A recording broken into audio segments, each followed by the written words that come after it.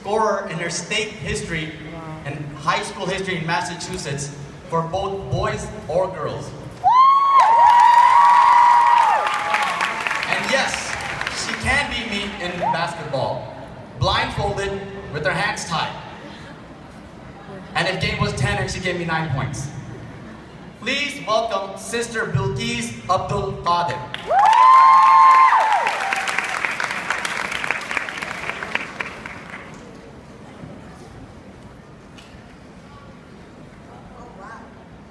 Assalamu alaikum wa rahmatullahi wa barakatuh.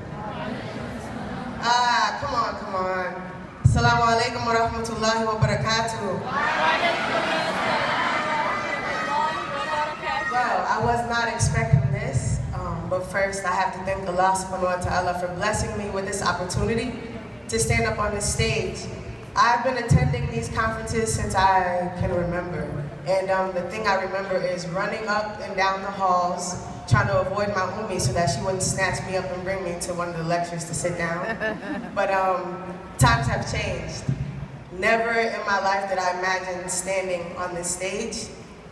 Inshallah, what I say can resonate. And in order to give you a brief introduction of myself and my story, I'm going to play this video. It was a historic night in Springfield and for the state as well. By the end of this season, this young lady won't have just broken the record, she will have shattered it. It was a packed house tonight at Commerce High School as parents, students, and teachers wanted to watch for themselves as senior Bilqis Abdul-Qaadir blew Rebecca Lobo's scoring record out of the water. It's really cool to be able to set a new record in Massachusetts, and hopefully it can be up there for a couple of years, but hopefully when I get maybe to Rebecca Lobo's, where she's at in life, I can see a younger person break it. Another young woman who's thrived in her school is Bilqis Abdul-Qaadir. She's not even 5'5". Where's Bilqis? Right here. Stand up, Bilqis, just so I want everybody to know. She's got heels on. She's 5'5". Bilqis broke Rebecca Lobo's record for the most points scored by any high school basketball player in Massachusetts history.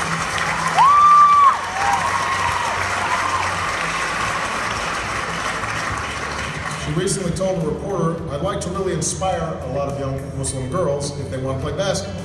Anything is possible. They can do it too." As an honor student, as an athlete on her way to Memphis, Bilqis is an inspiration not simply to Muslim girls, she's an inspiration to all of us.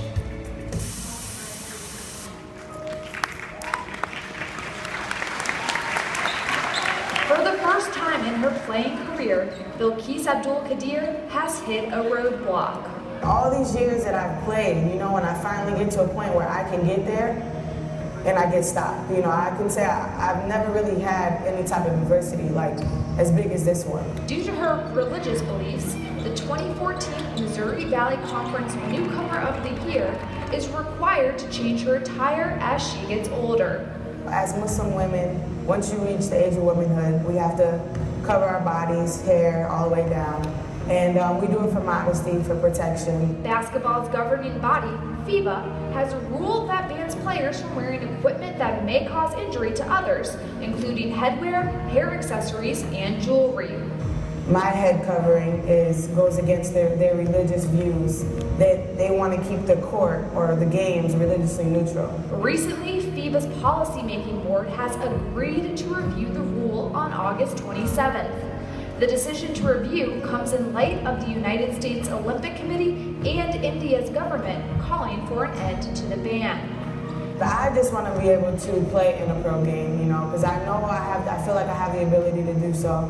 And that's been my dream since I was younger.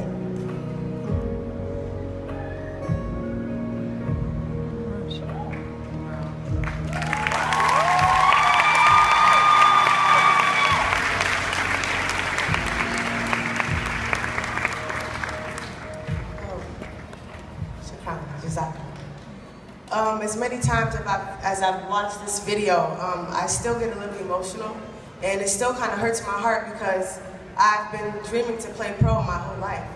And little did I know that my hijab, the same thing that made me, accomplish things that I've accomplished so far, meeting the President of the United States, was the same hijab that was going to prevent me from reaching my dream. And it just took me for a loop. And I began to question a lot of things. And wallahi, I began to question my deen. I began to question wearing my hijab. And overall, I kind of felt like I lost my identity in a way. Basketball, it was more and is more than just a sport to me or just a game.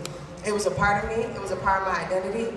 And when it was removed, you know, it kind of hurt.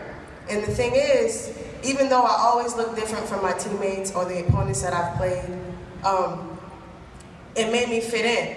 I would walk in gyms and literally the whole arena would look like, who is this girl? Why does she have all of these clothes on? And I would get these crazy looks. I would see people whisper to the person next to them to kind of make them look like what is going on. But as soon as I picked up the ball and I did a good move or made a few shots, they're like, oh man, she can hoop. What's going on? And that opened doors, you know, people started to ask questions. And then that gave me the opportunity to give dawah. You know, it opened doors for me to spread the word of Allah subhanahu wa ta'ala. And I fulfilled one of my duties as a Muslim. And, you know, I loved when that happened. So then when FIBA comes around, you know, I don't want to say that they were the devil or anything like that, but they started to make me question a lot of things. And there's no way that I ever wanted to question Islam or wearing hijab or my deen. And wallahi, over this past year that I didn't get to play, I've never made so much dua in my life. I remember I would pray and I would be in sujood for so long that I would literally feel the blood rushing to my brain. That's how much guidance I was asking for, because I was lost inside. I really was. Alhamdulillah, Allah opened up another door for me by using basketball. And now I'm on this path to where I have the ability to break these stereotypes and these negative views, especially for us Muslim women. We're the ones who represent Islam. When we walk outside, people know that we're Muslim. And so we have to stay strong in our faith. And our brothers, our husbands, our fathers, you guys have to support us, because you don't know what it's like to walk outside all fully covered. You have no idea. So before I leave you, I just want to give a message, you know, never to conform. I read a quote that said, conformity is a prison.